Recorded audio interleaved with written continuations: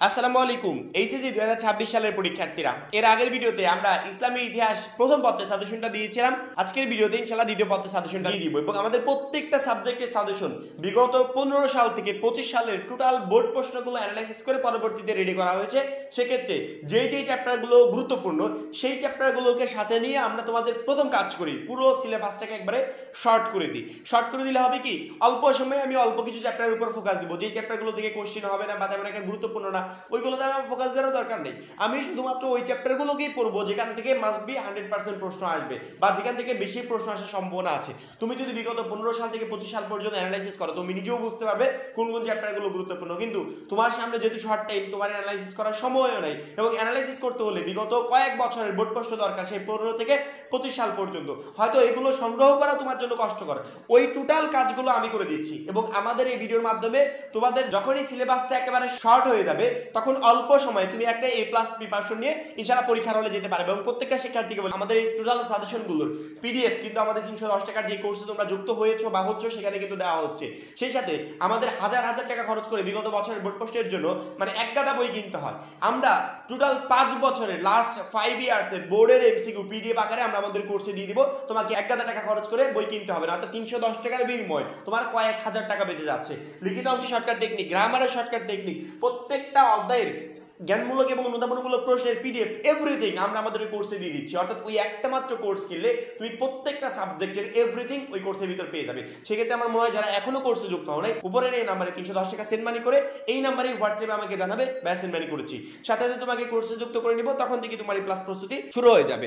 আজকে আমরা দ্বিতীয় পত্রের একটা বেস্ট সাজেশন দেওয়ার চেষ্টা করবো যেখান থেকে অল্প সময়ে তুমি একটা ভালো মতো প্রস্তুতি নিতে পারবে। আমি প্রথমেই 6টা চ্যাপ্টারকে দেখছি, আমাদের 6টা চ্যাপ্টার থেকে প্রশ্ন আসবে কয়টা? 11টা। তার মানে প্রায়গুলো অধ্যায় থেকে 2টা করে প্রশ্ন আসার সম্ভাবনা আছে। এখন 2টা করে প্রশ্ন আসবে, সেই অধ্যায়গুলো হচ্ছে সবচেয়ে গুরুত্বপূর্ণ, মানে ওই অধ্যায়গুলোকে ইনক্লুড করে আমি অল্প সময়ে ভালো মতো একটা প্রস্তুতি নিতে পারবো। এবং যে অধ্যায়গুলো থেকে একটা প্রশ্ন আসবে ওই অধ্যায়গুলো তেমন একটা গুরুত্বপূর্ণ না, মানে প্রশ্ন কিন্তু প্রত্যেকটা অধ্যায় থেকে হবে। প্রত্যেকটা অধ্যায় থেকে যেহেতু প্রশ্ন হবে, প্রত্যেকটা অধ্যায় আমাদের জন্য ইম্পর্টেন্ট। কিন্তু আমরা তো টোটাল 11টা প্রশ্নের অ্যান্সার করবো না, আমরা করবো কয়টা? 7টা প্রশ্নের অ্যান্সার করার জন্য 6টা চ্যাপ্টার পড়ার কোনো প্রয়োজন নাই। প্রথমত আমি যদি 1 নম্বর অধ্যায়ের কথা বলি, অবশ্যই গুরুত্বপূর্ণ একটা অধ্যায়। 1 নম্বরটা পড়বে, 2 নম্বরটা পড়বে। 2 নম্বরটা কেন পড়বে সেটা বলি। 2 নম্বর অধ্যায় থেকে প্রায়গুলো বছরে দেখা গেছে, বিগত কয়েক বছরের বোর্ড প্রশ্ন যখন আমি অ্যানালাইসিস করতে গেছি, দেখেছি 2 নম্বর অধ্যায় থেকে প্রায় বছরই 2টা-3টা করে প্রশ্ন আসছে, মানে 2টা কমন প্রশ্ন, 2টা প্রশ্ন আসবে 2 নম্বর অধ্যায় থেকে। সেক্ষেত্রে 2 নম্বর অধ্যায়কে স্কিপ করার কোনো সুযোগ নাই। 1 এবং 2 এই 2টা পড়লে তুমি এখান থেকে 3 সেট প্রশ্ন কমন পেয়ে যাচ্ছ। পরবর্তীতে 3 নম্বর এবং 4 নম্বর, 3 নাম্বার থেকেও 2টা প্রশ্ন কমন আসবে ইনশাআল্লাহ, এবং 4 নাম্বার এই 2টা অধ্যায় পড়লেও এখান থেকে 3 সেট প্রশ্ন তুমি কমন পেয়ে যাচ্ছ। অর্থাৎ 4টা অধ্যায় পড়লে 3 6টা প্রশ্ন আমি এখান থেকে ইজিলি কমন পেয়ে যাচ্ছি। আমার আরেকটা লাগবে 7টা। এই 7টার প্যাটার্নে তুমি এভাবে পড়তে পারো 1 2 3 4, পরবর্তীতে 5, 1 2 3 4, পরবর্তীতে 6। আচ্ছা বলো তো এই প্যাটার্ন থেকে কয়টা প্রশ্ন কমন আসবে? এই প্যাটার্ন থেকে কয়টা প্রশ্ন কমন আসবে? আমি এতটুকু নিশ্চয়তা দিয়ে বলতে পারি এই প্যাটার্ন থেকে মিনিমাম তুমি 9টা প্রশ্ন কমন পাবে, বা অথবা নিচের প্যাটার্নটাও যদি পড়ো এই প্যাটার্ন থেকেও মিনিমাম তুমি 9টা প্রশ্ন কমন পাবে। পরীক্ষা আসবে কয়টা প্রশ্ন? 11টা প্রশ্ন। কয়টা অধ্যায় থেকে আসবে? 6টা অধ্যায় থেকে।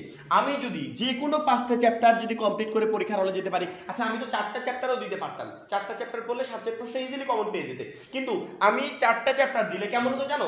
4টা চ্যাপ্টার দিলে তুমি 7টা প্রশ্ন কমন পেতে, কিন্তু যখনই 5টা দিয়েছি তখন তোমার প্রশ্নের সংখ্যা বেড়ে গেছে। এখন মনে করো 8টা প্রশ্ন কমন আসলো, ওর ভিতর থেকে বেছে বুঝে যে কোনো 7টার অ্যান্সার তুমি ইজিলি করতে পারবে। এখন 7টা কমন আসবে, 7টা লিখতে হবে। ওই 7টাই যদি আমি পাই, একটা প্রশ্নের ক কমন আসে নাই, একটার খ কমন আসে নাই, তখন এগুলো বাদে তুমি সৃজনশীল অ্যান্সার কিভাবে করবে? যদি তোমার 8 সেট প্রশ্ন কমন আসে, বেছে বুঝে যেই 7টা সব থেকে সহজ মনে হয় সেই 7টার অ্যান্সার তুমি করতে পারবে। এই জন্য আমি 5টা চ্যাপ্টারের প্যাটার্ন রেডি করে দিয়েছি। হয় তুমি 1 2 3 4 5 পড়বে, অথবা 1 2 3 4 6 পড়বে। এই প্যাটার্নটা পড়লেও ইনশাআল্লাহ 9টা কমন পাবে, এই প্যাটার্নটা পড়লেও ইনশাআল্লাহ 9টা কমন পাবে। অর্থাৎ 9টা প্রশ্ন কমন থাকলে সেই 7টা টোটাল চ্যাপ্টারের ভিতর থেকে বেছে বুঝে যেই 7টা সব থেকে সহজ মনে হয় সেই 7টার অ্যান্সার আমি করতে পারবো ইনশাআল্লাহ। সেক্ষেত্রে এই প্যাটার্নগুলো তো তোমরা কমপ্লিট করবে। অর্থাৎ আমরা চ্যাপ্টার ওয়াইজ তোমাদেরকে দেখিয়ে দিলাম যে কোন কোন চ্যাপ্টারগুলো সবচেয়ে গুরুত্বপূর্ণ বা কোন জায়গাগুলো কমপ্লিট করলে আমরা সহজে একটা বেস্ট প্রিপারেশন নিতে পারবো। তার পাশাপাশি আমরা প্রত্যেকটা চ্যাপ্টারের জ্ঞানমূলক অনুধাবনমূলক প্রশ্নের পিডিএফ রেডি করেছি, যেই পিডিএফগুলো তোমাকে 26 সালের পরীক্ষায় প্রত্যেকটা সাবজেক্ট, শুধুমাত্র এইটা না, অল সাবজেক্টের প্রশ্ন কমন পেতে সহযোগিতা করবে। অর্থাৎ 26 সালের জন্য সবচেয়ে গুরুত্বপূর্ণ যে প্রশ্নগুলো, সেই প্রশ্নের আমরা পিডিএফ রেডি করেছি। যে পিডিএফগুলো কমপ্লিট করলে ইনশাআল্লাহ আমার মনে হয় না যে শুধুমাত্র ইসলামের ইতিহাস না, কোনো সাবজেক্ট নিয়ে তোমাকে টেনশন করতে হবে না। তুমি প্রথমত তোমার 6টা চ্যাপ্টারকে 5টার প্যাটার্ন রেডি করে নিয়েছো, এর পরবর্তীতে এখান থেকে তুমি সৃজনশীল প্রশ্নের অ্যান্সার ইজিলি করতে পারবে। অর্থাৎ 6টা চ্যাপ্টার না পড়ে আমি যদি 4টাও পড়ি, 4টা অধ্যায় পড়লে একটু রিস্ক হয়ে যায়, তারপরে প্যাটার্নটা রেডি করে দিচ্ছি। 2 এবং 3 নাম্বার অধ্যায় থেকে মাস্ট বি যে 2টা প্রশ্ন আসবে, এটা 100% শিওর।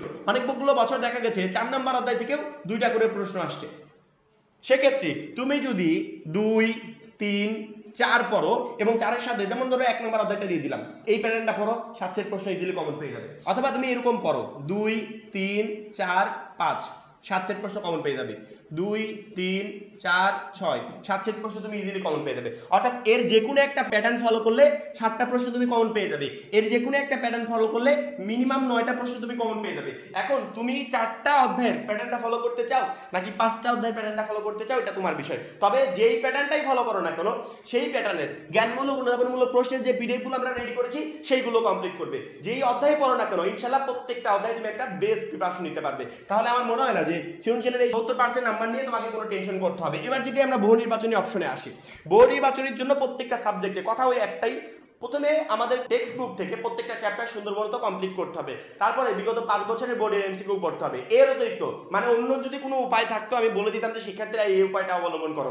অনেকে দেখা গেল যে 500, 1000 করে এমসিকিউ দেয়, যে এই 500, 1000 এমসিকিউ কমপ্লিট করলে এখান থেকে ইনশাআল্লাহ 30টা কমন চলে আসবে। যদি এই ধরনের কোনো কিছু হতো তাহলে আমাদেরকে এতগুলো বই পড়ে পরীক্ষার জন্য প্রিপারেশন নিতে হতো না। আমরা পরীক্ষার আগে ওই 500, 1000 এমসিকিউ পড়ে যেতাম, ওইখান থেকে কমন চলে আসতো।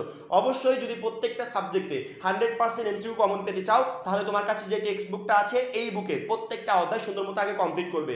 তারপরে বিগত 5 বছরের বোর্ডের এমসিকিউ পড়বে। এই দুটো কমপ্লিট করে গেলে ইনশাআল্লাহ এমসিকিউ 25টা হোক বা 30টা হোক, টোটালি তোমার পরীক্ষার হলে কমন থাকবে। এখন চ্যাপ্টারগুলো কমপ্লিট করার জন্য আমার কাছে তো টেক্সট বুক আছে, পড়লাম, কিন্তু বিগত 5 বছরের বোর্ডের এমসিকিউ কোথায় পাবো?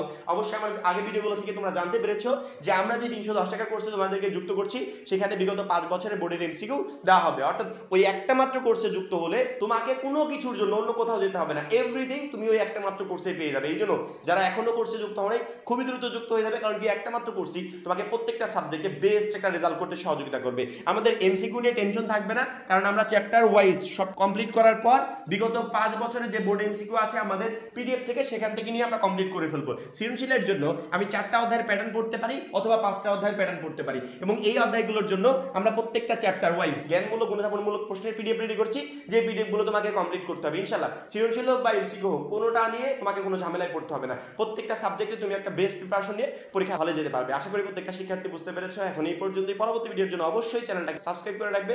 সবাই ভালো থাকবে, সুস্থ থাকবে। আল্লাহ হাফেজ।